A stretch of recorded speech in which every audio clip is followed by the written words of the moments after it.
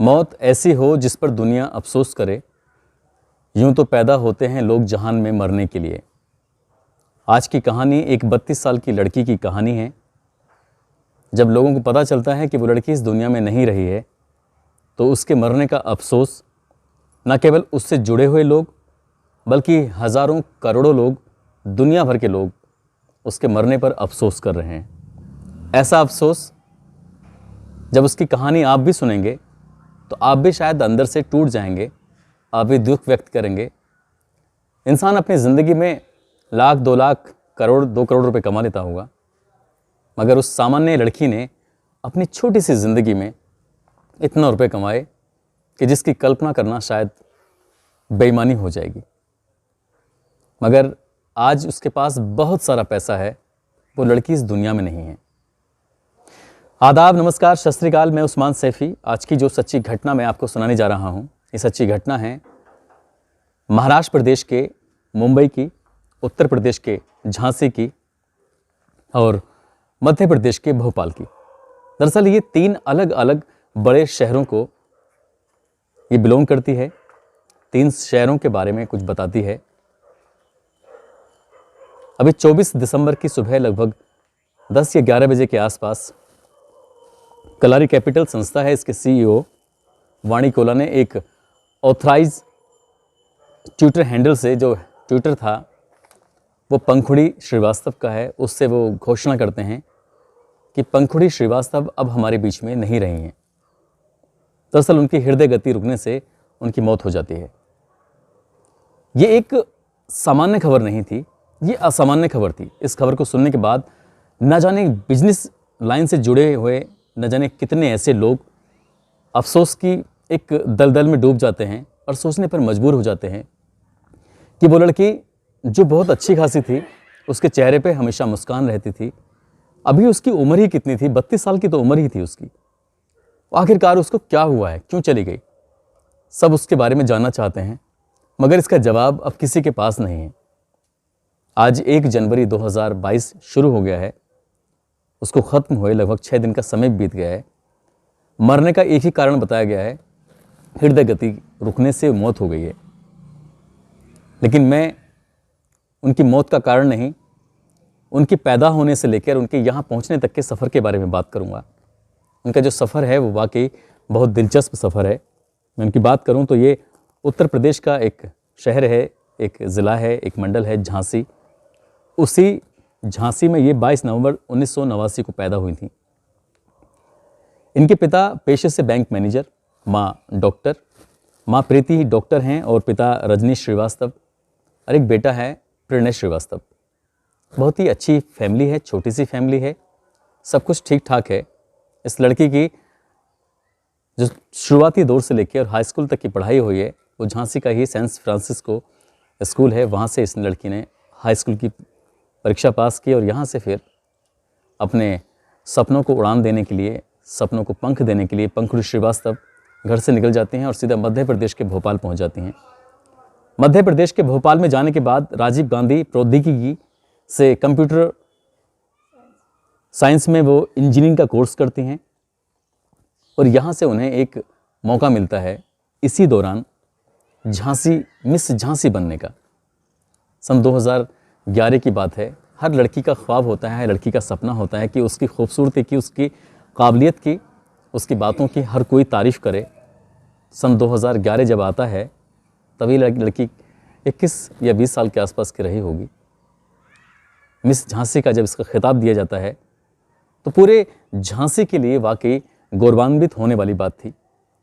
इस लड़की ने एक एक सीढ़ी कामयाबी की चढ़ रही थी, मगर जिस ऊंचाइयों तक ये जाती है, इतनी ऊंचाइयों तक पहुंचना किसी भी बड़े बड़े आदमी के बस की बात नहीं होती है। बहुत ही कम लोग होते हैं, उंगलियों पर उनकी गिनती कर सकते हैं। जैसे क्या पंखुड़ी श्रीवास्तव ने अपनी ज़िंदगी की कामयाबी की इबारत लिखी है। ये लड़की, इसका चयन होता है एक टीचिंग फॉर इंडिया फेलोशिप है, जो कि मुंबई की संस्था है। और ये संस्था जो गरीब बच्चे होते हैं उनको एजुकेशन देते हैं, उन बच्चों को तौर तरीके सिखाते हैं, उन बच्चों को बात कैसे करनी है, पढ़ते कैसे हैं, पढ़कर क्या बन जाते हैं, वहाँ इसको स्कॉलरशिप के लिए बुलाया गया था। 2 साल का एक कोर्स था, कह सकते हैं कि टेम्परेरी जॉब थी। और ये लड़की 2 साल मुंबई के लिए चली जाती है। मुंबई में अलग अलग जगहों पर इसको स्कूल मिलते हैं, अलग अलग जगहों पर ये जाती है, रहती है। तो जब ये बच्चों के बीच रहती है तो बच्चों से इसका लगाव कुछ ज़्यादा था, और मैं कहूँ कि बच्चों से ज़्यादा लगाव इसका पक्षियों के और जानवरों के प्रति ज़्यादा रहा है। पक्षियों को बहुत ज़्यादा प्यार करना, जानवरों को बहुत ज़्यादा प्यार करना, ये कह सकते हैं कि प्रकृति की बहुत नज़दीक थी। शांत स्वभाव इसको बहुत ज़्यादा पसंद था। मगर इसके साथ एक दिन ऐसी घटना घटती है जिस घटना ने इसको, जो पंख लगे हुए थे इसको, उन पंखों की रफ्तार को बहुत ज़्यादा तेज़ कर दिया। दरअसल बात कुछ ऐसी थी कि जब 2 साल ये मुंबई में टीचिंग फॉर इंडिया फेलोशिप के लिए काम कर रही थी, संस्था के लिए काम कर रही थी, तो जब नया स्कूल मिलता था 2 साल में, तो उसे कमरे बदलने पड़ते थे।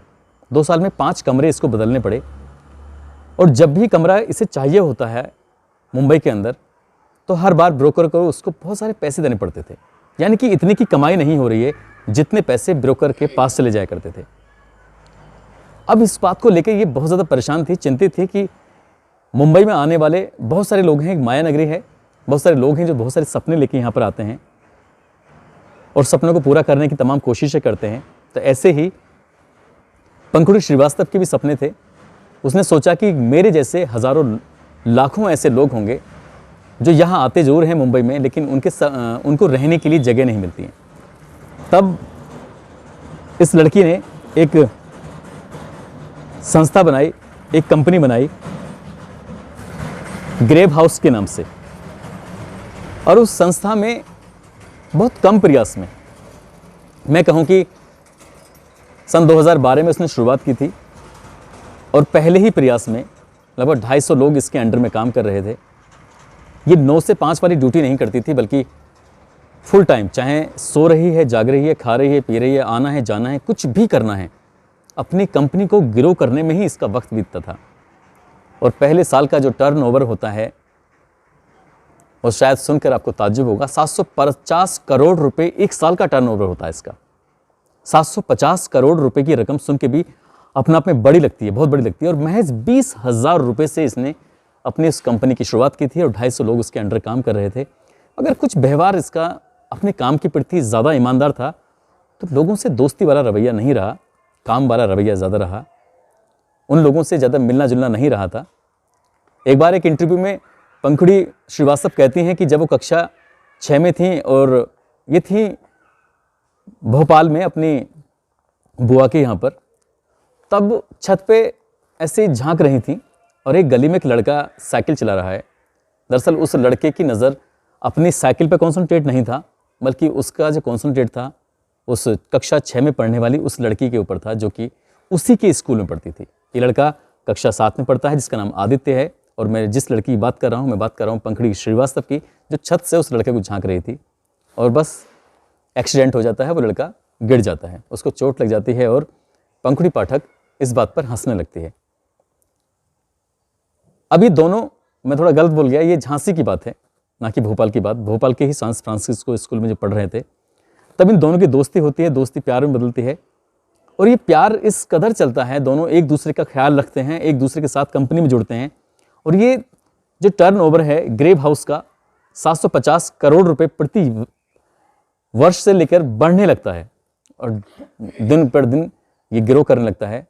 और एक दिन ऐसा भी आता है कि ये अपनी कंपनी को, क्यूकर है एक कंपनी, उसको सेल कर देती है, बेच देती है सन 2016 में। और इसने सोचा कि अब मुझे ये वाला काम नहीं करना है, ये काम तो उसने जमा दिया है, अब कुछ नया काम करना है। नया काम था कुछ महिलाओं को आत्मनिर्भर बनाना, कुछ महिलाओं की ज़रूरतें पूरी करना। एक ऐसी कंपनी बनाई जिसका नाम रखा पंखुड़ी फाउंडेशन। पंखुड़ी फाउंडेशन भी ऐसे ही दिन पर दिन तरक्की कर रही है, दिन पे दिन आगे बढ़ रही है, और उससे भी इन्होंने बहुत सारा नाम कमाया। एक प्रोग्राम जब करते हैं तो उसमें लगभग 2.5 लाख महिलाओं को शामिल करते हैं। ये कह सकते हैं कि पंखुड़ी श्रीवास्तव जब करती थी तो कुछ छोटा नहीं करती थी, बल्कि बहुत बड़ा करती थी। 2.5 लाख महिलाओं को एक साथ जोड़ना भी अपने आप में बड़ी बात थी। अब इनका बिजनेस, इनका व्यापार दिन पे दिन चलने लगता है। 22 साल की थी तब इन्होंने मुंबई में जाकर पहला कदम रखा था और अभी धीरे धीरे कदम बढ़ा ही रही थी। मैं आपको बताता चलूँ कि 2 दिसंबर 2020 को उसी लड़के से उन्होंने शादी की जो लड़का उन्हें देखकर साइकिल से गिर जाता है। उसी के साथ प्यार में थी, उसी के साथ अपने बंधन में थी। साथ में अपना भाई प्रणय को भी इन्होंने बिजनेस में रखा। माँ डॉक्टर प्रीति वो अपने डॉक्टरी पेशे में ही रही, पिता उनके बैंक में रहे। एक अच्छी खासी फैमिली चल रही है। अब पंखुड़ी श्रीवास्तव का नाम अगर आप चाहें तो गूगल कर सकते हैं। ये छोटा नाम नहीं था, बहुत बड़ा नाम हो चुका है। देश विदेशों में ये नाम सुर्खियां बटोर रहा है, सब कुछ कर रहा है। मगर इस लड़की ने बहुत पैसा कमाया, पैसा तो बहुत कमाया, लेकिन अचानक ही इसकी ज़िंदगी में ऐसा कुछ होता है जिसकी कल्पना भी करना अपने आप में बहुत बड़ी बात हो गई। वाकई जब मैं इसकी कहानी पढ़ रहा था तो मुझे बहुत तकलीफ़ हुई कि 24 दिसंबर 2021 की रात ठीक ठाक सोती है, मगर 25 दिसंबर की सुबह जब उठती है तो वो ऐसी सोती है कि फिर कभी उठ ही नहीं पाती। इसका चेकअप कराया जाता है, सब कुछ देखा जाता है, मगर पता चलता है कि अब ये कभी उठ नहीं सकती है। पंखुड़ी श्रीवास्तव अब हमारे बीच नहीं है और उन्होंने अपनी ज़िंदगी में जो तरक्की की है, इस तरक्की से उन महिलाओं को, उन बेटियों को, उन बहनों को, उन माताओं को, उनको सीख लेनी चाहिए जो अकेली पड़ जाती हैं और उन्हें डर लगता है कि हम कैसे आगे बढ़ें। जब पंखुड़ी श्रीवास्तव मुंबई गई थी तो उनके साथ कोई नहीं गया था, ना परिवार का, ना कोई दोस्त था, ना ही कोई रिश्तेदार था, ना ही उनका प्रेमी आदित्य था। बाद में सब लोग जुड़ते चले गए और सब लोग शामिल होते चले गए थे, सब पूरा परिवार एक हो गया था, लेकिन इन्होंने बहुत बड़ा अपना एक टीम बना के खड़ी कर दी। तो ऐसी महिलाएं हमारे समाज के लिए वाकई मोटिवेशनल हैं, इनसे हमें सीख मिलती है, इन्हें देख के हम बहुत आगे बढ़ सकते हैं। बस एक कमी कह सकते हो, पंखुड़ी श्रीवास्तव का जो डेडिकेशन अपने काम के प्रति था, उस काम के प्रति होने की वजह से ही वो अपने परिवार को, दोस्तों को, अपने रिश्तेदारों को टाइम नहीं दे पा रही थी, जिसके चलते शायद ऐसा महसूस किया जा रहा है कि कहीं ना कहीं वो डिप्रेशन में चली गई थी और शायद इसीलिए उसको हार्ट अटैक हुआ है, उसकी इसी वजह से मौत हो गई है। मैं वाकई इस महिला को नमन करता हूँ, प्रणाम करता हूँ, सलाम करता हूँ। और हमारे देश में ऐसी ऐसी बच्चियाँ, ऐसी ऐसी बेटियाँ भी हैं जिन्होंने बहुत कम उम्र में इतनी तरक्की की है। आज वो अरबों की मालिक, अब अरबों रुपए अपने परिवार के लिए, अपने पति के लिए, अपने पिता के लिए छोड़ के गई है। उससे कई पुश्तें, कई पीढ़ियाँ उससे मतलब अपना काम कर सकती हैं।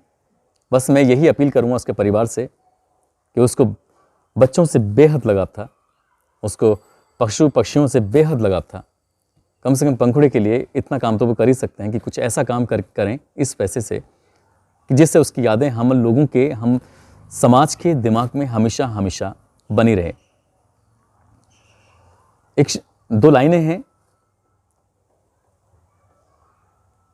कि हमारी याद में रहते हैं तमाम ज़माने वाले, मगर शख्सियत दिल में निशान छोड़ जाती है। वाकई एक सैल्यूट तो बनता ही है पंखुड़ी जी के लिए। दोस्तों, आज 2022 का पहला दिन है, यानी कि नया साल है। आप सभी को नए साल की हार्दिक शुभकामनाएं, बहुत बहुत मुबारकबाद। कुछ साथी हैं जिन्होंने अपील की थी कि उनका नाम लिया जाए। ये आदित्य रवि कुमार हैं, आज इनका जन्मदिन है। आकर्ष दान देरिया, शिवांश सिंह, शिवांश राजपूत, बकार शेख, मोहम्मद अब्दुल रहमान, ज़िला गोंडा झारखंड के रहने वाले हैं। रीना सोनी, इनकी बहन है पिंकी सोनी ने अपील की थी कि इनके जन्मदिन की शुभकामनाएं देनी है। अभिषेक साहू दरभंगा बिहार के रहने वाले हैं। विजय सिंह मध्य प्रदेश के हैं। तौफीक शेख और एनसीसी मोटिवेशनल, इन्होंने अपना नाम नहीं दिया लेकिन अपील की थी कि आज मुझे जन्मदिन की शुभकामनाएं या मेरा नाम ज़रूर लेना। दोस्तों, आप सभी को जन्मदिन की हार्दिक शुभकामनाएं। आप बहुत सारी तरक्की करें, बहुत आगे बढ़ें। साथ ही आप सभी को नए साल की हार्दिक शुभकामनाएं, मुबारकबाद। आप अपने नए साल में बहुत सारी विशेष पूरी करें और जैसा 2021 या 2020 ये 2 साल जो हमारी ज़िंदगी में गए थे, ऐसे दिन कभी ना आए सबकी ज़िंदगी में। आप खुश रहिए, अपना ख्याल रखिए, सुरक्षित रहें। जय हिंद, जय भारत।